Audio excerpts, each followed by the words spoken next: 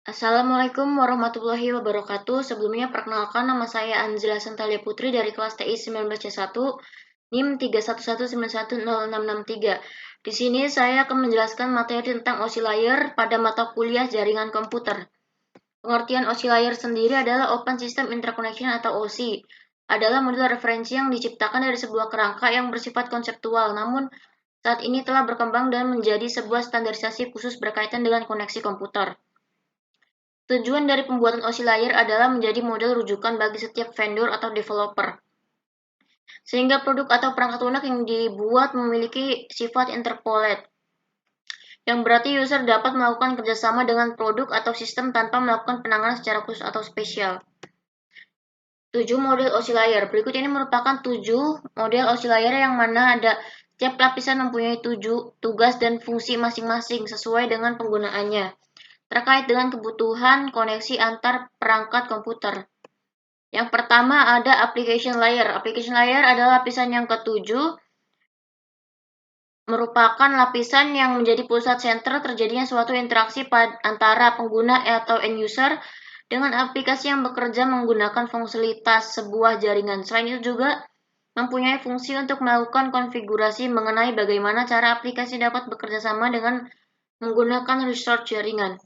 Dan kemudian dapat memberikan pesan saat terjadi sebuah kesalahan pada proses pengaturan jaringan. Contoh beberapa service dan protokol yang berada pada application layer adalah HTTP, SMTP, FTP, dan lain-lain. Dan yang kedua adalah presentation layer, lapisan yang keenam.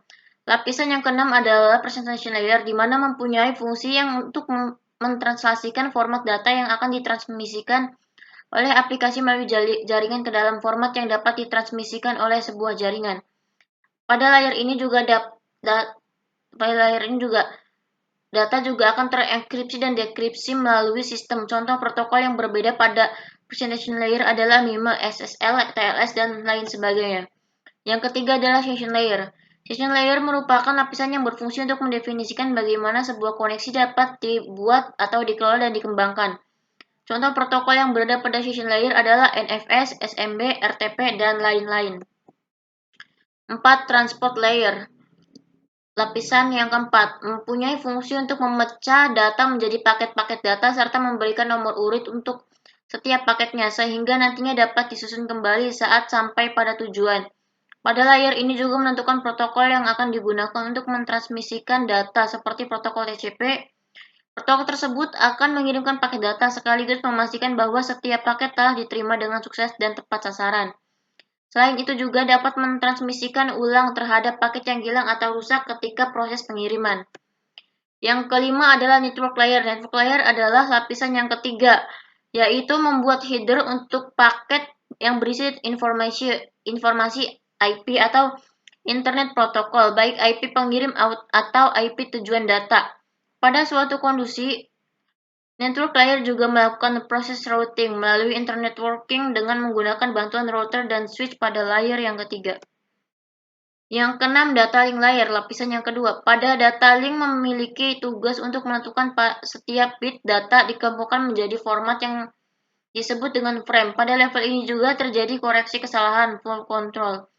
Pengalamatan hardware atau perangkat keras seperti halnya MAC address atau media access control address, serta menentukan bagaimana perangkat jaringan seperti hub, repeater, bridge, dan switch pada layer 2 dapat beroperasi untuk spesifikasi IEEE 802 dapat membagi tingkat menjadi dua level, yaitu lapisan media match dan lapisan logical link control atau yang disebut dengan LLC.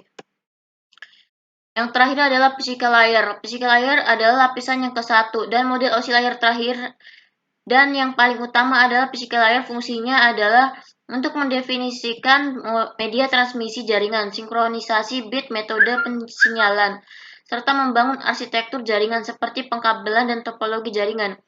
Pada tahapan atau level ini juga mendefinisikan mengenai bagaimana sebuah niche network interface card dapat berinteraksi secara langsung dengan media kabel dan perangkat radio. Untuk setiap pengiriman data melalui tiap layer dapat dianalogikan seperti Anda mengirim surat. Berikut cara kerja oscillator. Untuk memahami cara kerja oscillator sendiri, Anda dapat membayangkan dengan tahapan dalam pengirim surat agar suara agar surat sampai kepada penerima dengan baik dan tepat, maka harus melewati berbagai tahapan pengiriman sesuai dengan prosedur yang telah ditetapkan sebelumnya. Berikut ini merupakan beberapa penjelasan mengenai cara kerja OSI layer. Yang pertama adalah application layer akan mengirimkan data dikirim pengguna kepada perangkat komputer dan penerima data. Kedua, pada presentation layer terjadinya konversi email menjadi sebuah format jaringan. Yang ketiga adalah pada session layer akan membentuk sesi perjalanan data hingga seluruh proses pengiriman data selesai dilaksanakan. Yang keempat, di dalam transport layer melakukan pemecahan, kemudian data tersebut dikumpulkan di transport layer penerima.